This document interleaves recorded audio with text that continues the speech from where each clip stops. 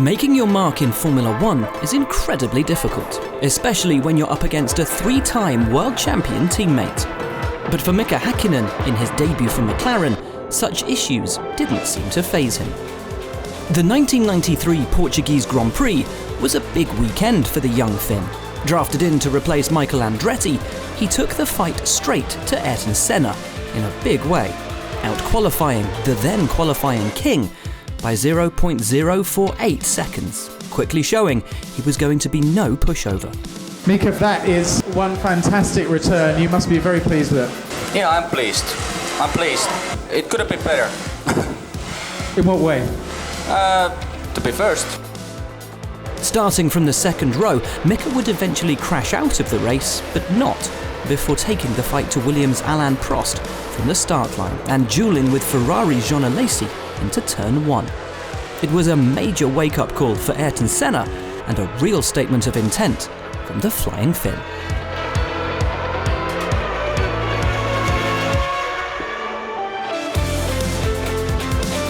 In his 6th season with McLaren and fighting for the championship for a second time, Hakkinen lined up in pole position for the 1999 Austrian Grand Prix and shot away at lights out. However, racing's capital sin loomed over him at turn 2 when teammate David Coulthard dived down the inside of the championship leader. Mika Hakkinen is off the track, nudged together with David Coulthard, who he's going to have to storm his way through the field. What came next was a drive worthy of a reigning champion. He elbowed his way through, picking off car after car, climbing up 19 places to sweep past Rubens Barrichello to come home in a thrilling third. Overtaking again other cars, racing against other drivers was again very enjoyable. It made the racing extremely interesting for me. After that race, just 2 points separated Mika from Ferrari's Eddie Irvine as the run to the end of the season kicked off. His drive demonstrating that the Finn wasn't one to give up easily. The 1991 San Marino Grand Prix was only Mika Hakkinen's 3rd Formula One race. Dark rain clouds had gathered and rain was falling heavily as the field made their way around the circuit on their warm-up lap. So tricky were the conditions that even seasoned veterans Alain Prost and Riccardo Patrese lost control of their cars, the former taking himself out of the race. As for the young Finn, lining up in 25th position, just keeping the car on the road in the slipperiest of conditions was tough. As the sun came out and the track started to dry, driver after driver made mistakes. All the while Hakkinen kept focused and, most importantly, kept on the track. As the race came to a close, both he and teammate Julian Bailey had worked their way up into the top 10. Snatching 2 points in only his 3rd race in Formula One under such conditions was a great achievement, albeit 3 laps down on the race leaders. It was first time for me racing in a wet condition F1. It was unbelievable. You couldn't see absolutely anything. Even the next car in front of you have a red light, you couldn't see that. Hakkinen's 2nd race for McLaren was perhaps more impressive than his 1st. Although pipped into 3rd place in qualifying, Senna beating him by just 0.03 seconds, it would be a weekend that demonstrated the Finn's cool head and ability to see the bigger picture with an assured and faultless drive.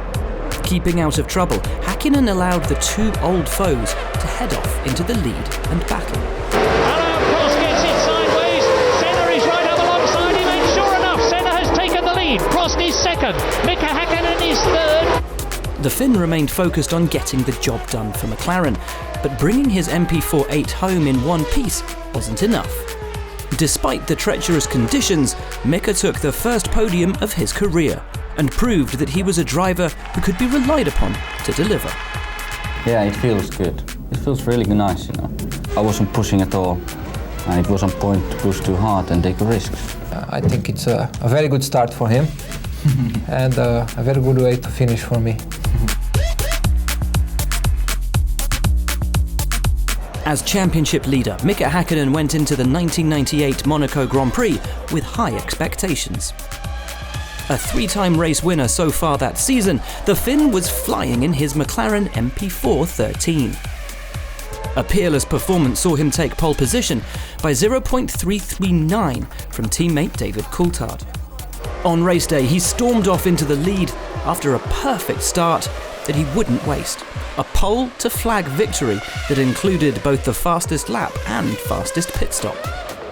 Not a wheel was out of place. He took victory by over 11 seconds, and a delighted Hakkinen celebrated in style after taking the second Grand Chelem of his career. Winning Monte Carlo is always a dream, always has been a dream. I think most of the Grand Prix drivers' victory of the Monte Carlo is something very special for them, and this now happened to me, and it's just hard to believe it yet. 10 points for both himself and McLaren would help take the Finn on to his first Formula One title and help his team secure the Constructors' Trophy. Hakkinen arrived at the 1995 Australian Grand Prix in Adelaide, expecting to fight for the win, but a horrific crash in qualifying left him fighting for his life. A left rear puncture on his MP410C caused him to lose control, hit a curb, and was flung into the air before smashing into the barriers at over 120 miles an hour. Unresponsive with a fractured skull and blocked airways, trackside medics had to perform an emergency tracheotomy to keep him alive. In a coma for a few days and in hospital for over 5 weeks, the young Finn battled to recover. This makes his return to racing at the 1996 Australian Grand Prix at Melbourne all the more impressive.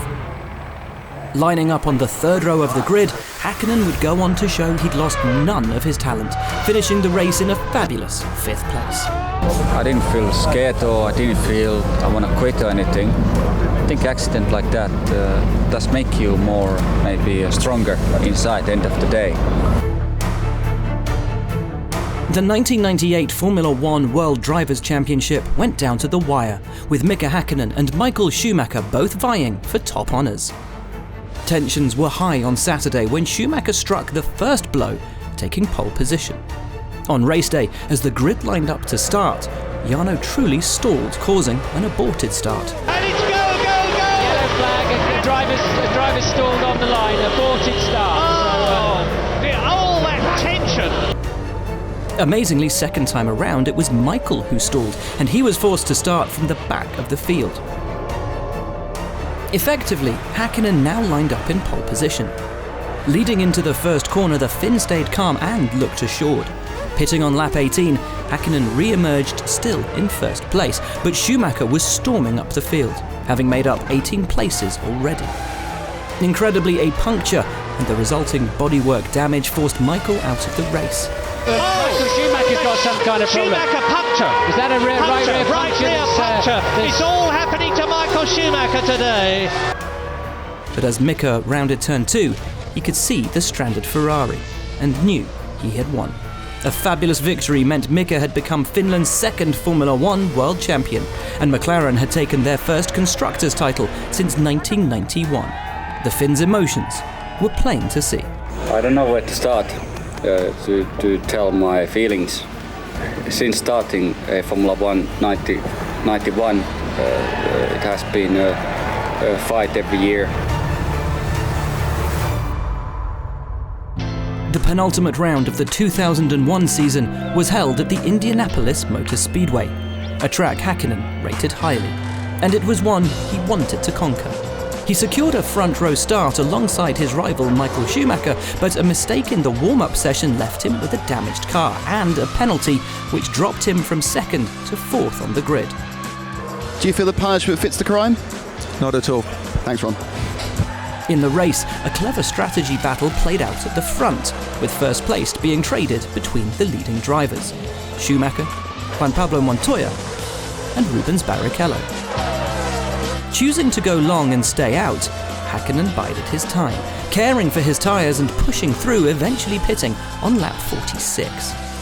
He emerged in second place behind Barrichello and was soon chasing him down. Luck was on his side when the Brazilian's V10 blew up in spectacular fashion, gifting the lead to the Finn. A jubilant Mika went on to win the race and take the final victory of his career just 2 days after his 33rd birthday.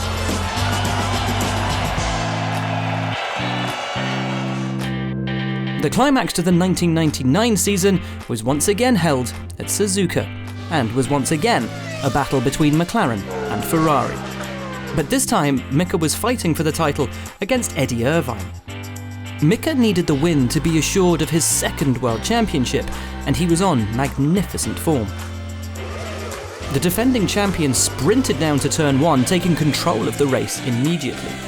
Consistently lapping half a second faster than those behind him, he edged further into the lead, only ceding first place during the pit stop shuffle. The Flying Finn emerged from his final stop to romp home to victory. It was the day that Hakkinen established himself as a legend of the sport, never cracking under the immense pressure. Immediately realized I had advantage for Michael. Only what I had to do is to keep this position. Brilliant. The most iconic overtake of the Hakkinen-Schumacher rivalry came at the 2000 Belgian Grand Prix. The Finn led the championship by 2 points, having stolen a march on the German at the previous race in Hungary. A commanding drive from Hakkinen saw him leading the race by almost 10 seconds after 4 laps. But disaster struck on lap 13, when an uncharacteristic and costly spin handed Schumacher the advantage. That's Hakkinen, Mika Hakkinen running off the circuit. Michael Schumacher leads the Belgian Grand Prix. Oh, there he is, and there in the background is Mika Hakkinen. This is a terrific development. Hakkinen went off in chase, slowly reeling in his rival. Hakkinen put Schumacher under immense pressure, both brushing the limits of the challenging Spa-Francorchamps. The German was merciless, this bold defence pushing the Finn onto the grass at 300 kilometers an hour. But Mika was undeterred. With 3 laps to go, the pair were still intensely battling when they came upon backmarker Ricardo Zonta, who offered an opportunity. Steaming up through the Kemmel Straight, Michael went left and Mika shot right. Can he do it? Yes, he's done it. A brilliant move there, and Hakkinen brilliantly takes the lead. The extraordinary, breathtaking move handed the lead back to Hakkinen and proved that daring and unconventional driving was all part of the Finn's repertoire. He breezed through to the finish line to extend his championship lead over his great rival, a move that Hakkinen summed up perfectly in his post-race interview. It was a great overtaking maneuver and I loved it. I'm not sure if the Michael did.